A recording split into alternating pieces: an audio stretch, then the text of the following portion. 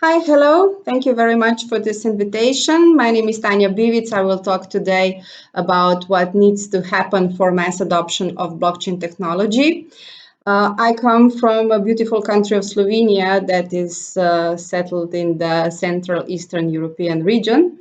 It's a small country, 24,000 square kilometers and 2 million people living here, but we are also positioning ourselves as one of the European blockchain hubs. Uh, I'm the representative of the Blockchain Alliance Europe. Blockchain Alliance Europe was formed in the March of 2018. It is an initiative that connects very successful Slovenian blockchain and crypto companies and also some of the supporters.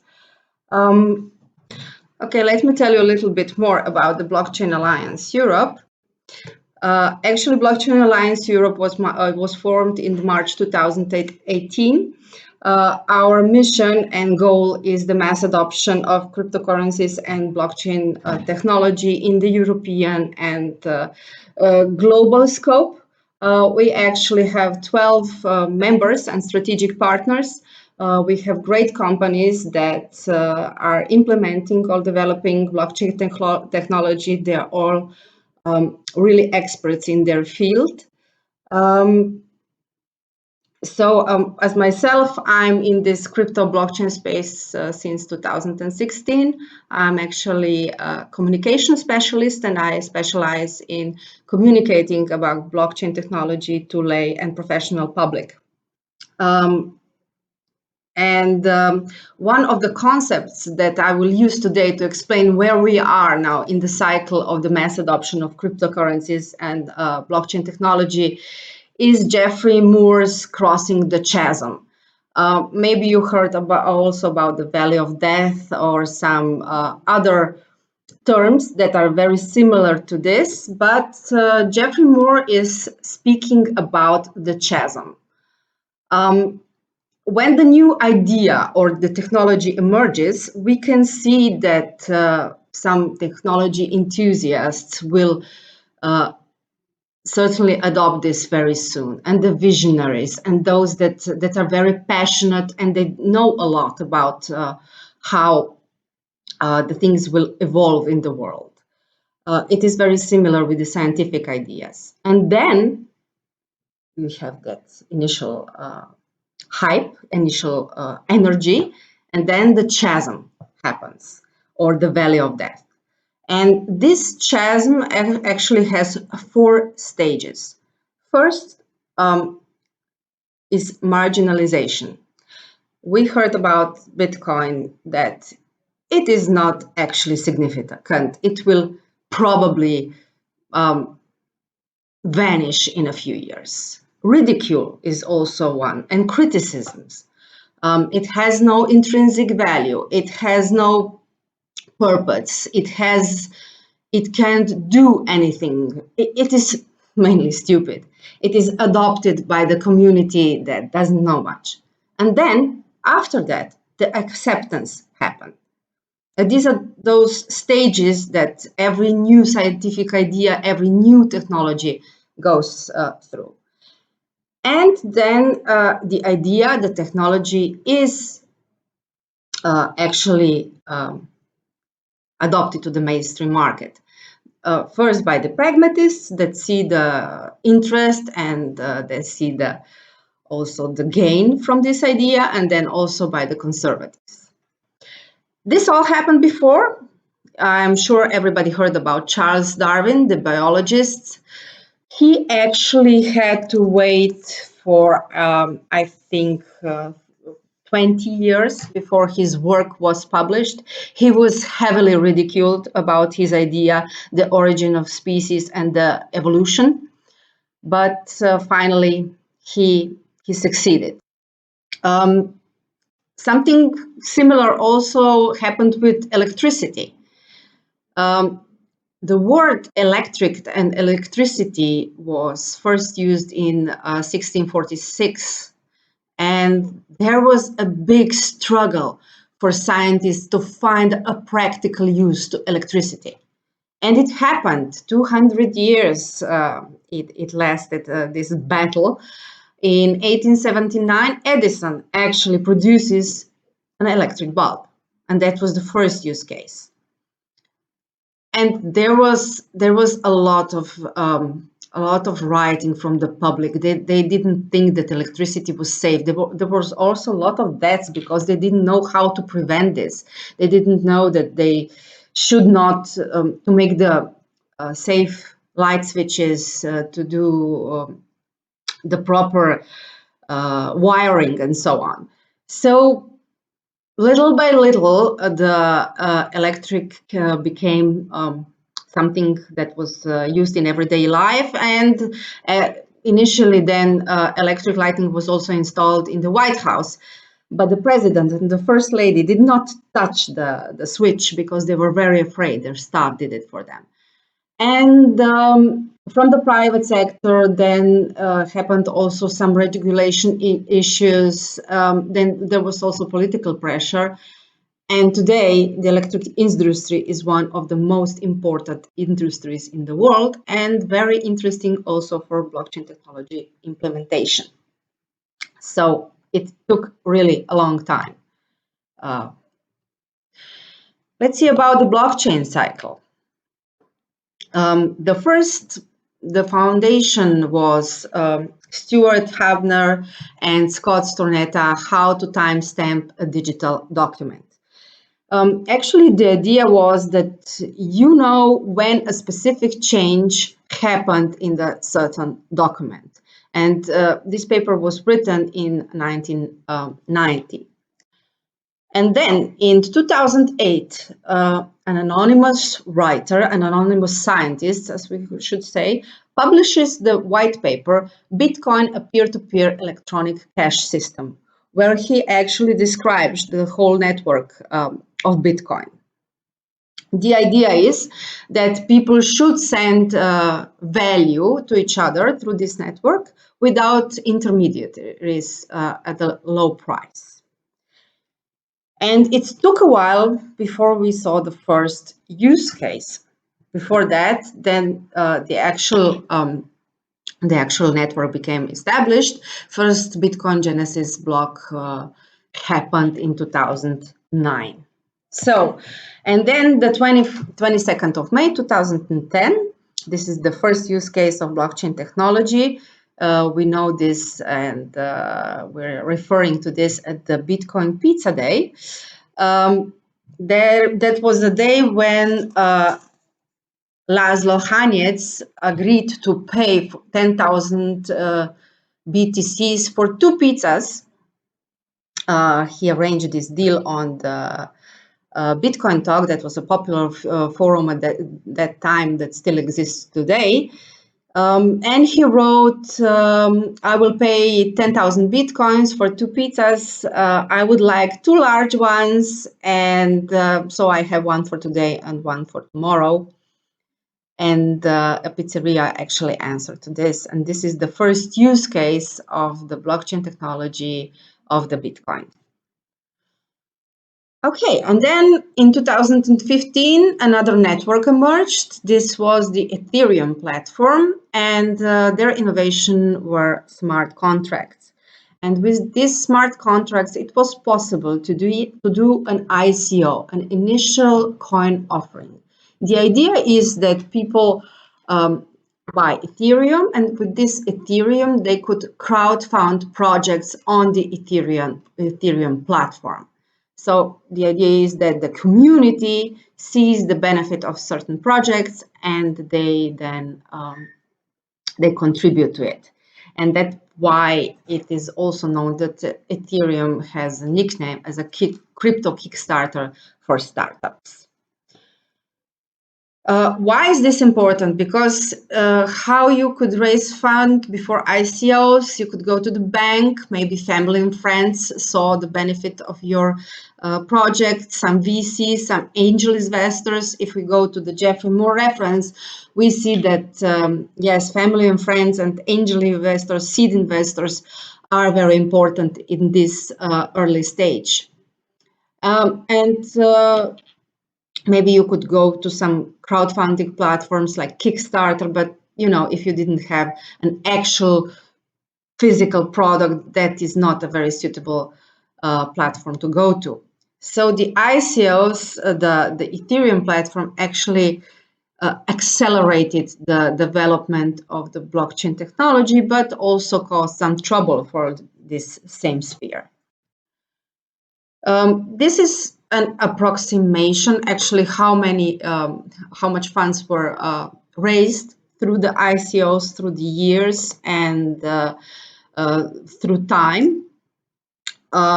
This is approximation because those values, we know for some projects how much they raised at that specific day, but you know that the price of the Ethereum and also some of them raised funds in Bitcoin fluctuated a lot through the years. So we don't know how they managed those funds, those raised funds. So this is an approximation how much money was gathered.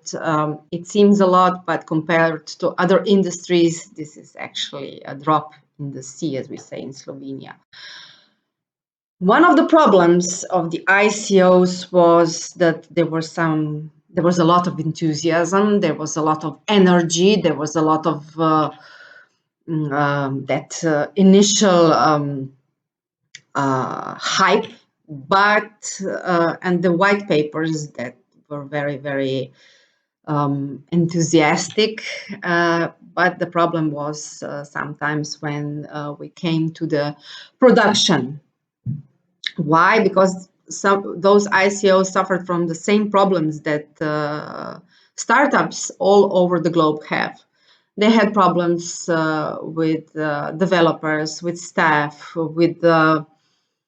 they were solving sometimes imaginary problems that weren't really problems. Some of those problems weren't solvable with blockchain technology. Some of those problems did not need the token economics that they wanted. Some of those didn't even think about token economics. So what will their utility token do in their ecosystem? So they had a lot of problems, and a lot of those projects were like this picture. The actual product was completely useless at the end. And some of them thrive even today. We have to say that. It is the same as the with the post-mortem analysis in the Silicon Valley, 5 to 10% are surviving this period, in this period of time. Of course, there was also opportunity to do a scam or to do a fraud, and these are some points where you can actually detect a scam or a fraud in the ICOs. The problem was the sum of those projects were not kept. They didn't actually know or didn't want to tell how much money they want to gather. There was not enough information about the nature and the usage of the token, not enough information about the team. The tokens were not utility tokens. They did not lead you to a service, to the use of the service, but they were actually securities.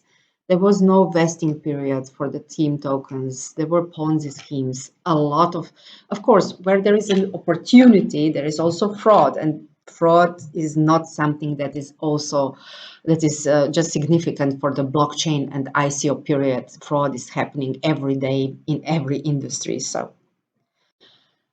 and of course, this chaos actually hailed for the ICO regulation, because also the community saw that this is very creative and innovative environment, but it's also a very good ground for scams, frauds, also for very, very ambitious goals and very poor performance. But when we have then regulation, then we have some regulative certainty, we have healthier business environment, but the problem is overregulation. If we remember that slide about the electricity, they also had in US of A some great regulative problems. And here it is maybe the same. The solution that the community actually saw was smart regulation. What that means in practice? That means that you're not regulating something because you should regulate, not from the top down, but from the bottom up. If you see the problem that you cannot be something that cannot be regulated by now existing laws, then you should think about the regulation. But the smart regulation actually does not regulate the technology itself. It regulates everything around that. I'm sure that you all heard about the security token offerings, initial exchange offerings, also ICOs. What is happening now? Soon in 2018, 2019, we heard that, oh, the ICO is dead.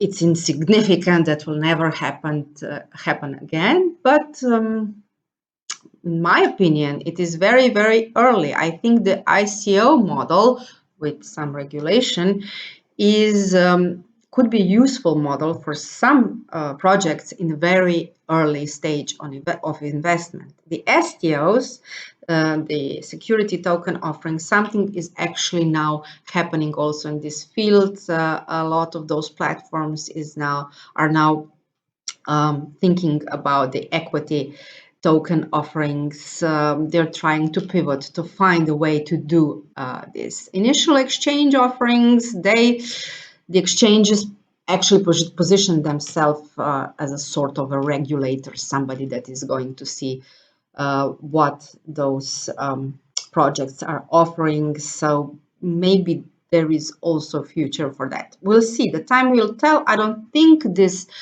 those models are just something that we should throw in the garbage, but I think it could be in some form used for financing to raise funds for projects. Okay, this is another proof that Bitcoin for sure is still in the chasm, in the cycle of ridicule and criticism. We can read some articles or hear people speak about it on television, and the most some people want to shut it down. Some say that it has no intrinsic value. Some say it is not needed and it is harmful. But we can see that actually it's not that harmful. It's not that anonymous as everybody think.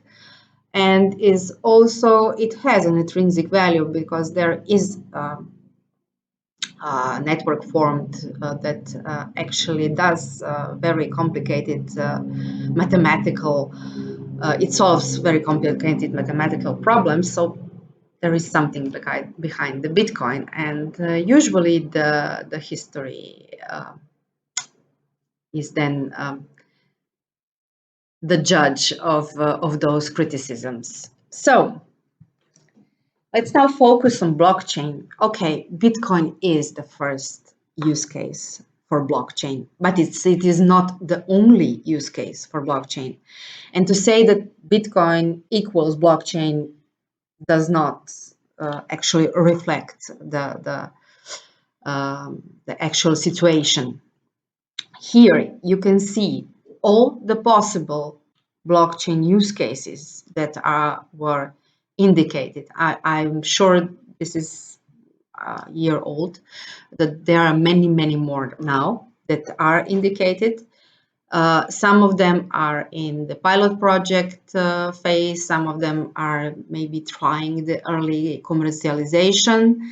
And we can see, of course, that the most use cases are in the financial area. Why? Because the Bitcoin was that first initial use case. And that is only natural. And of course, insurance is then following closely by. But of course, there are also very, very good projects in the supply chain. Something is also happening in the health and medicine, because we now have the focus on health and medicine also because of the COVID-19 situation that is all over the world. And Yes, identity is one of the hot topics today. Payments, of course, is one of the topics. Governments, also because of the COVID-19 situation, are thinking about how to do remote voting, digital voting, and so on. Media. And these are all the possible use cases for the blockchain technology. So we can see that equation Bitcoin equals blockchain does not work.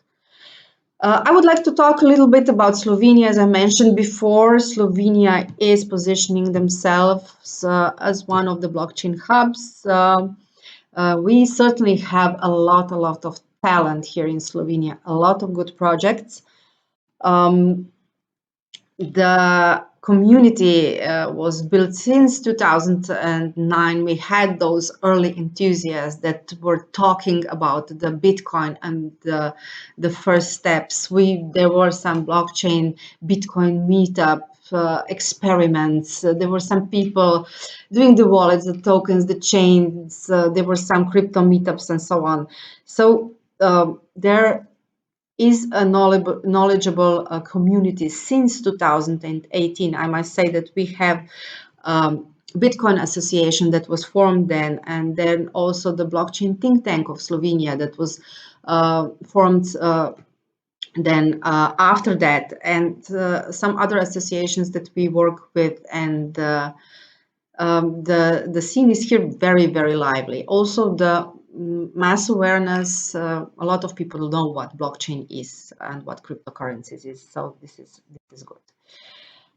Here I also have the number of Slovenian ICO companies. This was a big thing for us, that the ICOs were possible, because we are a former socialistic country. So we don't have a tradition of venture capitalists or seed angel. Some seed and angel investors are now also working in Slovenia, but that was not the case, I don't know, 10 years ago. So that crypto Kickstarter really did something for our startup scene, and it is very interesting that quite a lot of those projects are still working and successful. Of course, time will tell how successful they will be in the future, and let's remember 5 to 10% of those projects survive, but not also because they are too early to market. They are not very good fit to market. A lot of problems they can encounter in their business way. So we also try to do something in the terms of regulation. Here, our other blockchain initiative was very active. We were just the co-signers. The blockchain think tank with the community produced the ICO guidelines document that was very good for that time. Unfortunately, we could not put it to action, to actually form a law around it. We were too late then, but maybe this could be a good start now to do something also here in Slovenia.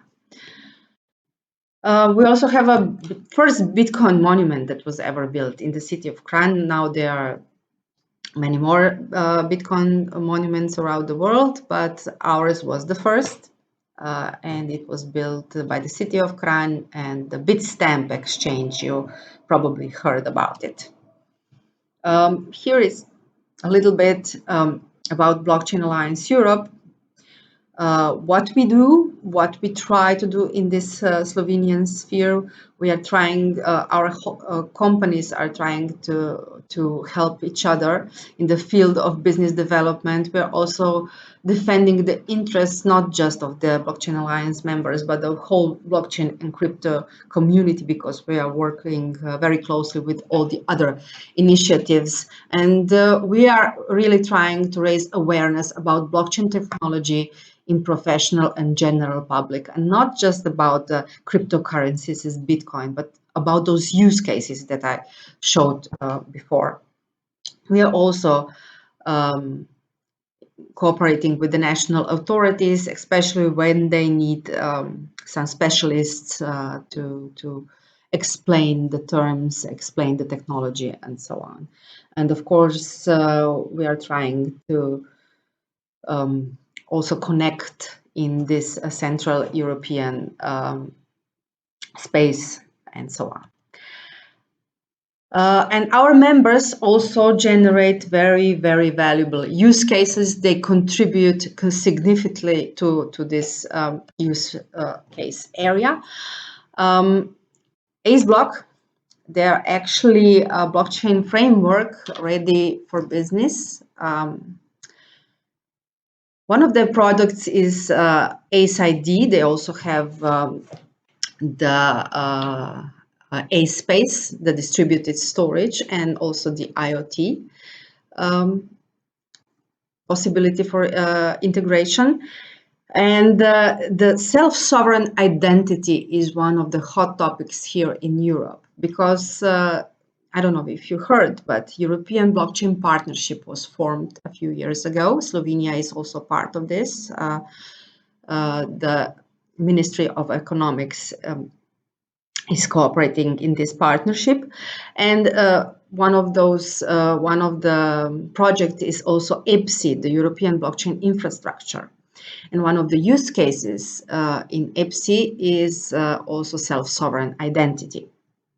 The idea of self-sovereign identity is that we could interact in digital space in the same way as we do in the physical space, and that we have also control over our data, with whom we are sharing what. Because if you imagine yourself what you're doing right now, you're using different e-commerces, you're using different digital services, and every time you have to share your data again with those entities, and you forget what you shared with whom. With self-sovereign identity that is using blockchain technology, this could be very transparent, very safe, and this is certainly the future of the identity. And the AceBlock team is very active also in that European space, European era, with the European blockchain infrastructure. Then Vibrate is a global music network that is connecting musicians, ticket vendors, venues, and managers. And now soon they will release their digital tool that is called Vibrate Pro. You can actually assign to that already, and that will give you the statistics about the 100,000 of the musicians all over the globe. This is really something that you should check out if you are in the music business.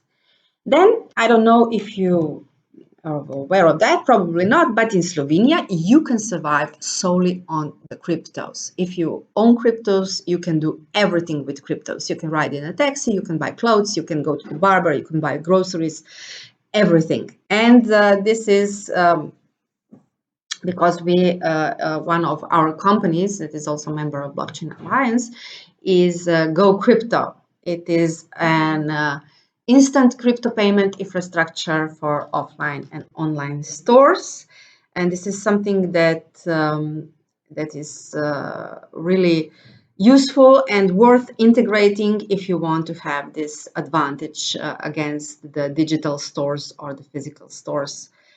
It has a multi-cryptocurrency support, multi-cryptocurrency wallet support, seamless payment processor, and no crypto or blockchain knowledge is needed. That is very important. It is really simple and easy to onboard. And our member is also Busyworld. They have the safest hardware crypto wallet in the world. Their motto is, of course, wallets are for pocket money and vaults are for safekeeping. They are experts in the field of cybersecurity, and they also have very, very vibrant bounty awards and hunts for their community. So you should certainly check it out. And they recently partnered with the Changely Exchange. We also have Solidon Capital. They are a professional crypto assets management company. They are excellent in their field. They are contributing to this transformation by educating investors and providing for their clients with the tailor-made crypto assets management solutions. And let's go to our conclusion of this, because I'm sure you heard a lot. But what are the steps to achieve this mass adoption of blockchain technology in cryptocurrencies? What we think here in the Blockchain Alliance. The first thing that is very important is community. We saw here in Slovenia that community is of immense importance, because if we did not have the knowledgeable community that knew about Bitcoin and then about the blockchain technology and about all the use cases, it would be very, very hard to pave the way for blockchain technology. Community is, they helped with a lot of explaining, with a lot of also with some almost regulation documents and so on. If you don't have the passionate community, then it is really hard that the blockchain adoption will happen. And you have to inform this community by any means possible. How do you get the community? With education and communication. Education is very, very of immense importance.